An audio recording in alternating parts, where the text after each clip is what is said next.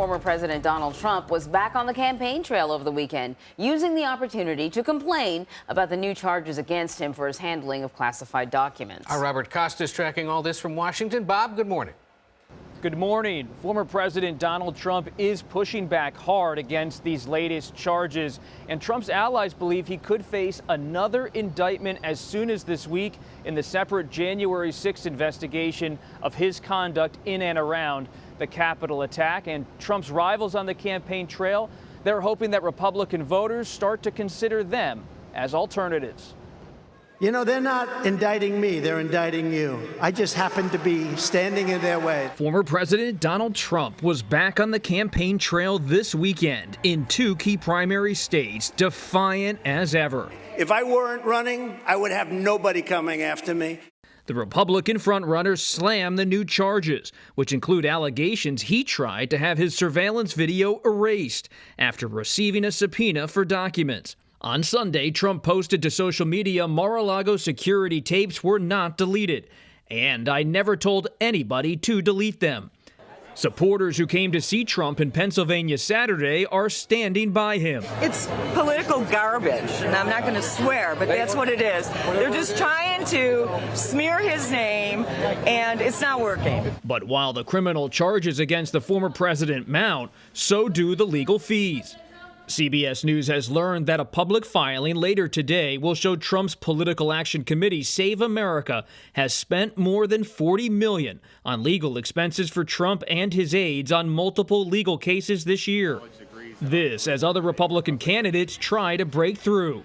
Former UN Ambassador Nikki Haley argued it's time to move on from Trump. I don't think he's the right president at the right time going forward. I think we've got to move forward. Otherwise, we will have a general election that's doing nothing but dealing with lawsuits. I mean, this thing is huge. While in New Hampshire Sunday, Trump's closest rival, Governor Ron DeSantis, made his case to voters.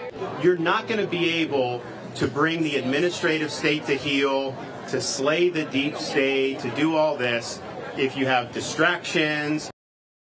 Trump co-defendant Carlos de Oliveira is expected to make his first court appearance today in Florida in that case involving the mishandling of classified records. De Oliveira, the property manager at Mar-a-Lago, now faces charges including conspiracy to obstruct justice and lying to investigators. Anne Marie, Ed. Bob, thank you. For more on the GOP campaigns, I want to bring in Aaron Navarro. He's in Portsmouth, New Hampshire, where both the former president and Governor DeSantis spoke over the weekend. Aaron, great to see you. He's occasionally my travel buddy, so he's out there all alone, but he's kicking butt in the meantime. Let's start with the former president, Aaron, because, of course, he sort of hangs over everything at this point. Based on what you've heard, what appears to be his strategy in responding to these latest charges? Ed and Anne-Marie, good to be with you. At first, nothing too different from what he's been posting on Truth Social. He went after the prosecutors leading these cases, calling Jack Smith deranged, Fannie Willis, the district attorney in Fulton County, saying that she is quote-unquote racist and not focused on crime in her city. But also, he is looking to tie it to voters by saying the Democrats and the federal government is looking to quote-unquote take away or steal the 2024 election. Of course, this is a base that believes his basis claims that the 2020 election was stolen. So to sum it up, Trump is essentially looking at these indictments and saying, look, they're trying to do it again. And then, I guess, is the messaging working? How are GOP voters responding to news of this latest, of a possible indictment, this latest charge that he's facing, and just his overall legal headaches?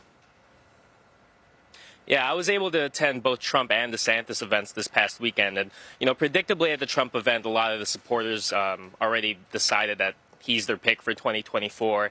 They kind of called it, quote-unquote, political BS, saying that Democrats are trying to take away the election. But talking to voters here in the primary state of New Hampshire, even those that were 50-50 on Trump or maybe lean towards DeSantis, they acknowledge that these indictments, the ones that have already happened, the one that could happen, politically boost the former president. Take a listen to one of the voters I talked to at a diner in Derry, New Hampshire.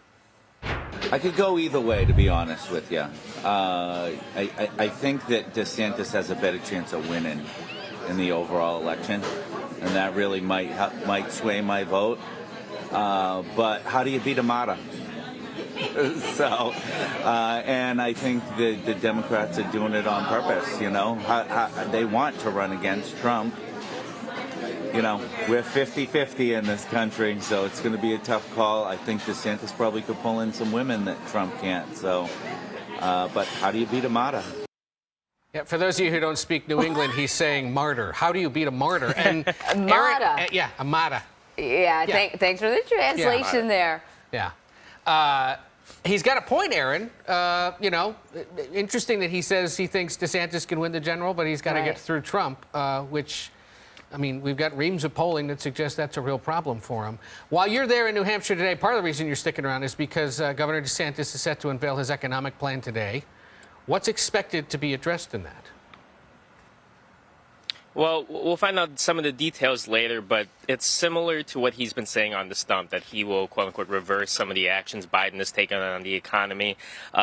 He's targeting the Federal Reserve a bit. He has said in the past that he believes that agency has been politicized, and ending American reliance on China. This is something DeSantis has leaned on heavily in these speeches, but it all signals a moment that DeSantis is trying to keep this race focused on policy and what he wants to bring, despite Trump and his legal headaches kind of, you know, hovering over this race. But are we expecting something beyond buzzwords and just take on China specifics, or is this just sort of his attempt to say, see, I can talk to you about issues that matter?